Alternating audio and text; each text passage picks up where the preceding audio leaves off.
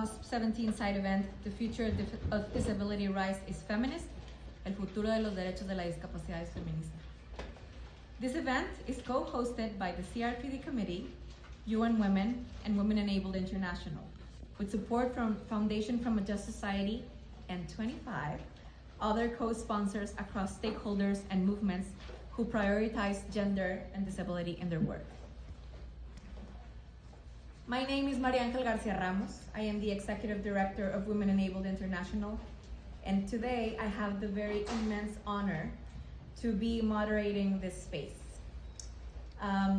We believe that this is such an important event in the context of COSP, because this is a safe space for us to show why, when we speak about disability, we need to speak of gender.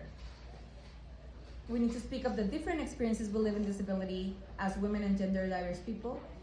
And as we discuss today and acknowledge the mounting global challenges to gender and disability rights and justice, we need to keep in mind that any efforts will become obsolete if we don't consider inequality and intersectionality in our advocacy and resistance.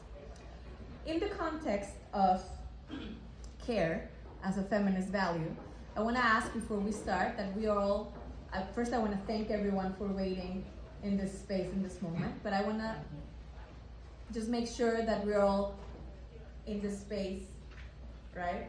So I'm going to ask everyone in that context of care, we're going to take 2 deep breaths, slow deep breaths, and we're just going to position ourselves in the space where we are right now. So slowly breathe in, so you feel comfortable where you are sitting, and slowly breathe out. And once again, breathe in, and then breathe out.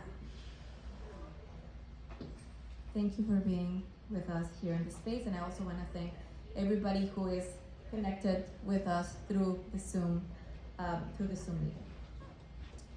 So for some opening remarks, we have 2 amazing women with us today. I am pleased to welcome first Gertrude Oforiwa Fifoame Getty, Chair of the CRPD Committee and Global Advocacy Manager at Sight Savers, to deliver some opening remarks. Getty will get to speak for around 5 to 7 minutes. So Getty, the floor is yours. Thank you, moderator.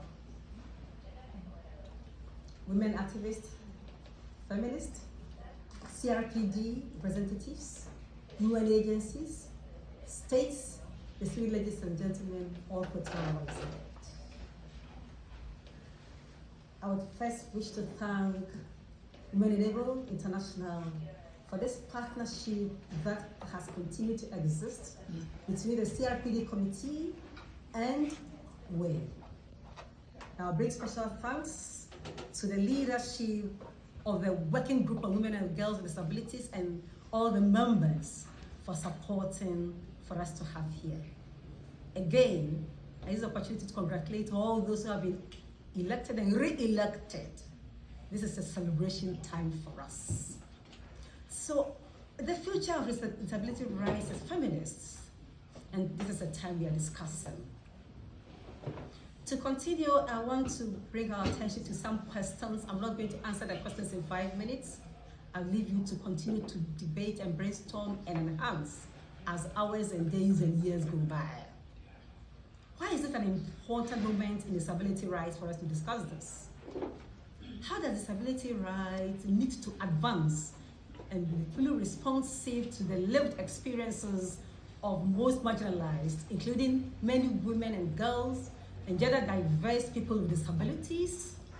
How does the way we work in disability rights movement need to reinvigorate the work so we prioritize and reaches the most marginalized? So how are we going to change it?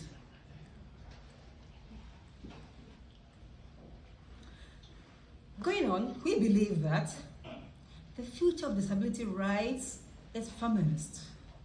The major issues facing the world include political and economic crisis, from anti-rights and anti-gender trends, to rise of authoritarian regimes, to the increasing and frequency and severity of conflicts as well as disasters, including the climate crisis. All these have disproportionate impact on women, girls, and gender diverse persons with disabilities. So we as persons with disabilities in our diversity also have a significant role to play in tackling these issues. We cannot act alone. So a feminist approach to disability rights and justice would require a major shift in how disability rights movement operates. Instead of we prioritizing the lived experiences of only the most privileged, we must instead elevate the voices and lived experiences of those who face the most marginalization, including those who experience intersectional forms of discrimination. Instead of separating ourselves from other women's rights movements and creating space solely on our own, we might have to do that sometimes to build our self-awareness and capacity, but we must closely collaborate with actors across human rights movements in a way that amplify the impact of all our work. It's only with these, the shift that is required, that we will achieve the promises of the CRPD and again, the full range of our human rights. In this context, the Summit of the Future and is all annexes is a big opportunity for us to accelerate efforts in reaching persons with disabilities, including the diversities, and really committing to the overarching principle to leave no one behind. We need to keep the momentum going and to ensure that no one is truly left behind.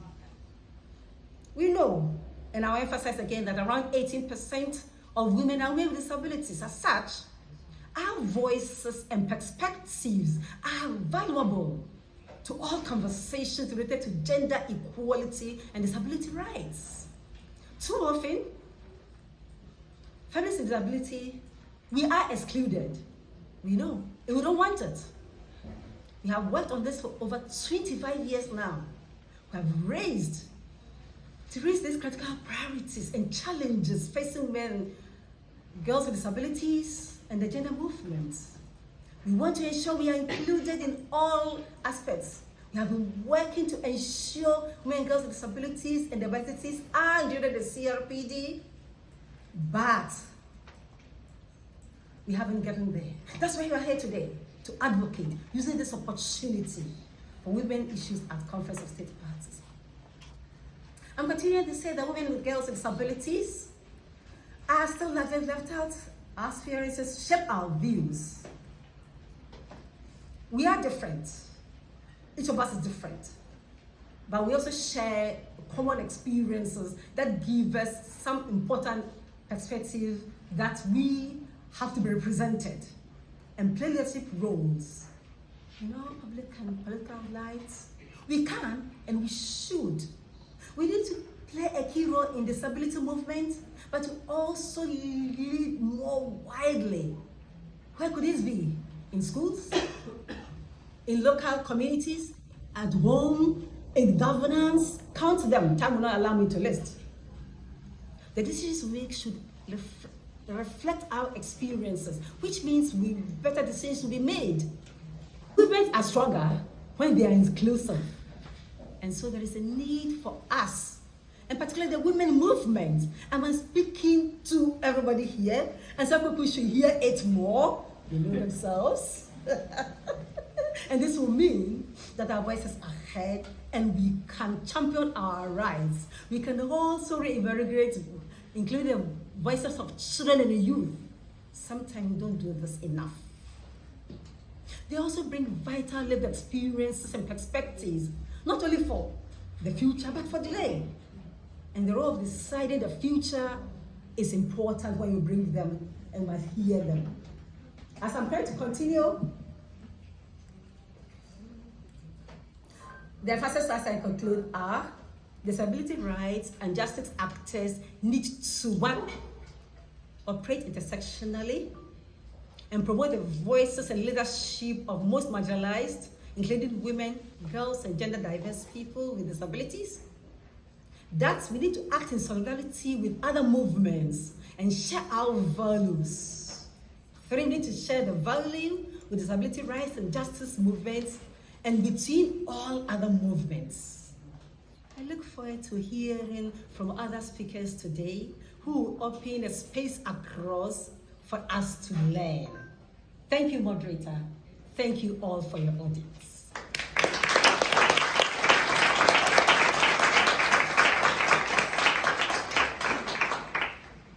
Thank you, Getty. Your intervention definitely provides us with a really important framework for our discussions today.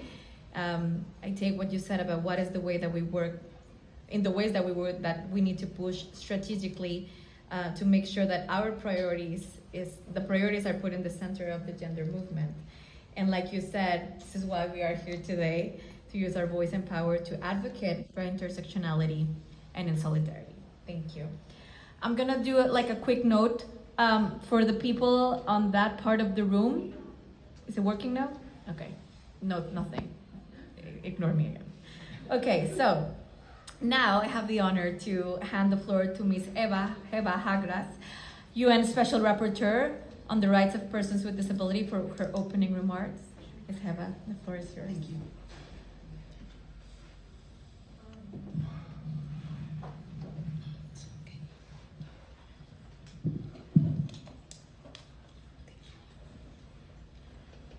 Dear colleagues and friends, it is my honor to be amongst you today.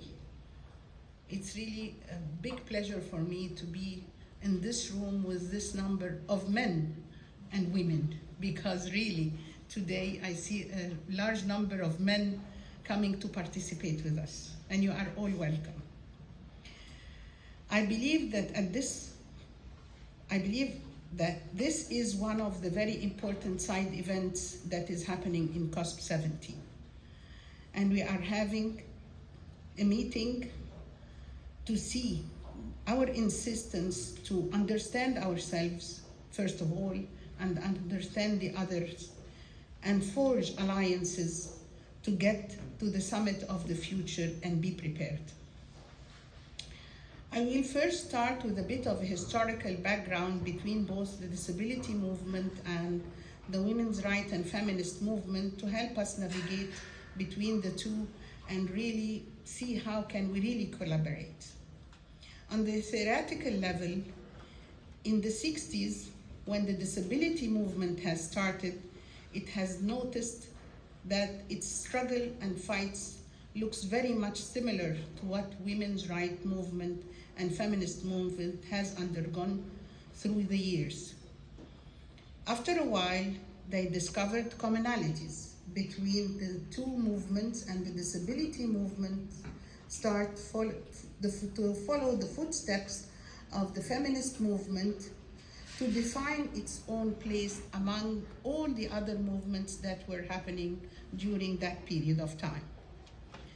Therefore, it can easily be said that the disability movement adopted many of the feminist perspectives, ideologies, theories, and worked with it maybe in a different way, but it's the same basic ideology and theories. In doing so, the disability movement managed to step forward and engage with full force with the outside world and carve its own place. One of the major slogans in feminism is the personal is political, and has become one of the major disability movement too, and have been used very much to uncover the personal in our lives and also the narratives that we live. On the practical level, there has been a dilemma in where women with disabilities stand in both movements. As women, when women with disability perceive themselves, women with disabilities are perceived among women that they are persons with disabilities. They are not perceived as women. And among people with disabilities, women with disabilities are perceived as women. So when you come to compare and contrast, among the women's movement, we are not women. And among disabled people, we are not disabled, we are women. So between the two folds, the women with disability, instead of being helped and being embraced by both sides and being able to navigate and take the advantages of both sides, both movements really have failed to embrace women with disabilities.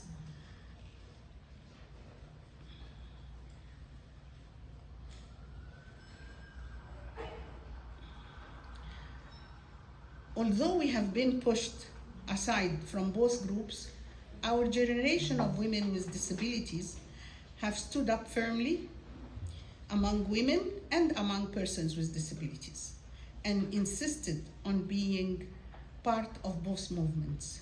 And this is why we are the feminists with disabilities, and I see many of them. And please, when we start naming a few, I totally respect and totally give credit to all the women that are here, because most of the women are here, although they are not in an international position, but they are really leaders in their countries and in whatever they are doing. So we have carved our position and role on both sides. We are the feminists with disability, and we are contributing to the advancement of both women's rights as well as disability rights. Women with disabilities in leadership position at this point in time, we are a decent number of women with disabilities holding important positions, and we can incur change. We have, first of all, a leader like Gertrude Fefoni as the CRPD chairperson woman, and also we have the chairwoman of the CEDAW committee, Ana Palez Trevino, and we have the deputy executive director of the UN Women, Kirsi Madi, and we also have the manager of the technical secretary of the UN PRPD, Partnership on the Rights of Persons with Disabilities, Aula Abul Ghaib, and we really have all of the women here than the people that I mentioned, but we are just mentioning the names that we all agree on. Building across movement, solidarity, and shared power, we can unlock the vision for the future of disability rights movement and the women's rights movement. And what we can learn from the work already being undertaken by women and girls and gender diverse people with disability from around the world, we can really build on it and really manage to improve the situation, not only for people with disability or women with disability or women in general, but for everybody, and make the world a much better place for everybody. If you watch these women and manage to see what they can do, then we can trust the others and let them do their job whenever the time comes. Thank you.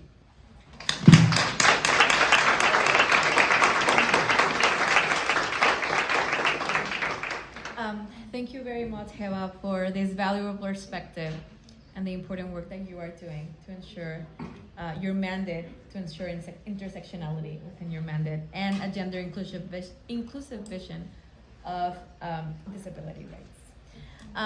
Thank you both. Can we a round of applause for both of them again for this very important moment. We're going to change the space. We're going to get panelists over here, and we thank them both. Each panelist will speak around 5 minutes, from 5 to 6 minutes, please, so that we are in time, knowing that we are a little bit late. But yeah, 6 to 5 minutes. And we're very happy to have all of these amazing feminists with disabilities with me. Gracias por estar acá. We will start with Daniela. Acá, Daniela, vamos a empezar contigo. Daniela is an activist for women and girls with disabilities from Best Buddies, Panama, to tell us about her lived experience as a woman with a disability. Daniela will intervene in Spanish with consecutive interpretation into English. Daniela, es tu turno para que hagas tu ponencia con nosotros acá. Muchas gracias. Agradezco la oportunidad que me dan hoy aquí en el comité CRTD del grupo de trabajo sobre mujeres y niñas con discapacidad en el marco de esta conferencia número 17 en Nueva York. Mi nombre es Daniela Torrijos, soy una mujer de 31 años de edad con discapacidad. Nací en la ciudad de Panamá a las 31 semanas de gestación. Esa prematuridad provocó en mí mis primeros días fueran críticos entre la vida y la muerte. Luego de los días críticos y después de 2 meses en el hospital, mis médicos no dieron diagnósticos futuros y me entregaron a mis padres con un futuro incierto, siempre sabiendo que esa prematuridad podría traer secuelas en mi vida. Eso nunca impidió que desarrollara mi máximo potencial. Agradezco a la ayuda de terapias oportunas y apoyo de mi familia, especialmente de mi madre que se encuentra hoy aquí conmigo.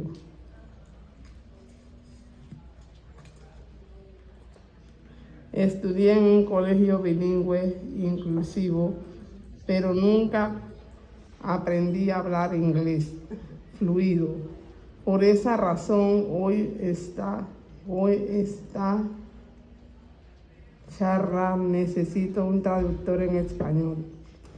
Completé mi secundaria, aprendí literatura, español, matemáticas, ciencias y me gradué con buenas notas. Continué mis estudios en la universidad y me gradué como licenciada en Mercadeo y Publicidad. Me tomó 5 años terminarla, con algunas adecuaciones. Enfrenté desafíos intelectuales, barreras físicas, como por ejemplo una gran escalera en la entrada de la U.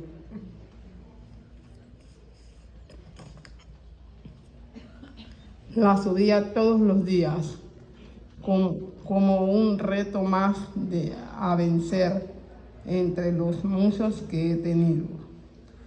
Conviví en la escuela secundaria, en la universidad con profesores respetuosos. En la primaria encontré muchos maestros que me querían muchísimo, que veían en mí lo que podía hacer y lo que no podía hacer.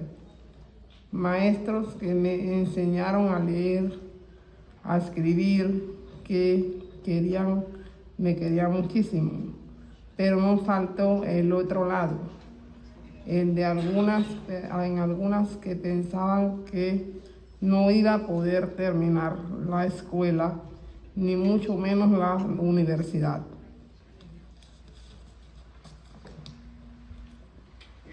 Algunas veces escuchaba decir que no estaban preparados para enfrentar adecuaciones o que había que separar los estudiantes de sus aulas.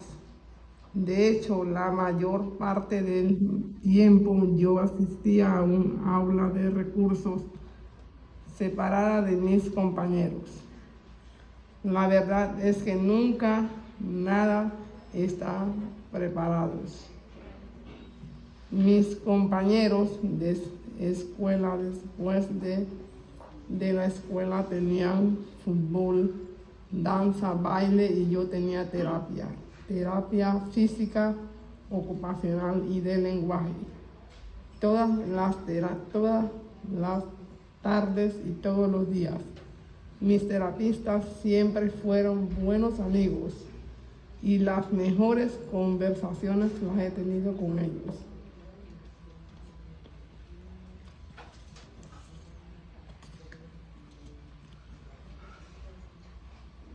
Para mí la única forma de estar preparado es valorar las diferencias como parte de lo normal. Es otra palabra valorando a cada persona por lo que sí puede hacer y lo que no puede hacer. Mi vida profesional la empecé en una cabina de radio. Como locutora aprobada, entré a dar noticias de farándula en una emisora. Luego de 6 meses, el dueño expresó que mi discapacidad lo estaba causando pérdidas con la facturación de sus clientes y me dejaron por fuera.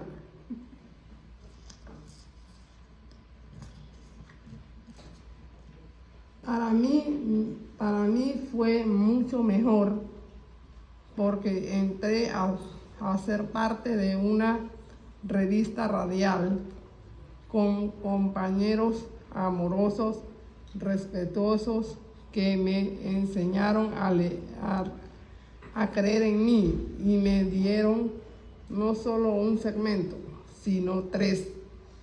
Y es donde laboro en la actualidad, luego de 10 años. Trabajo en la Oficina de Equiparación de Oportunidades del Ministerio de la Mujer. Desde ahí le he dado voz a muchas mujeres con discapacidad a través de entrevistas y eventos.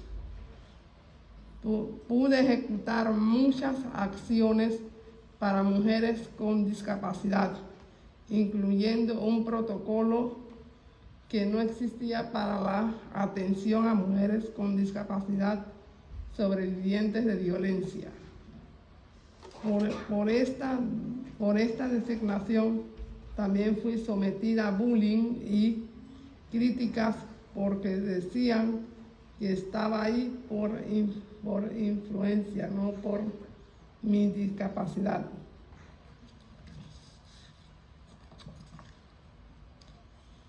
Pero a mí nada me detiene cuando estoy enfocada en mis metas.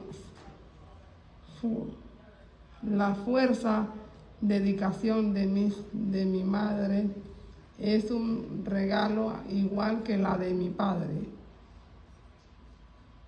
Mis hermanos acompañándome en la vida y en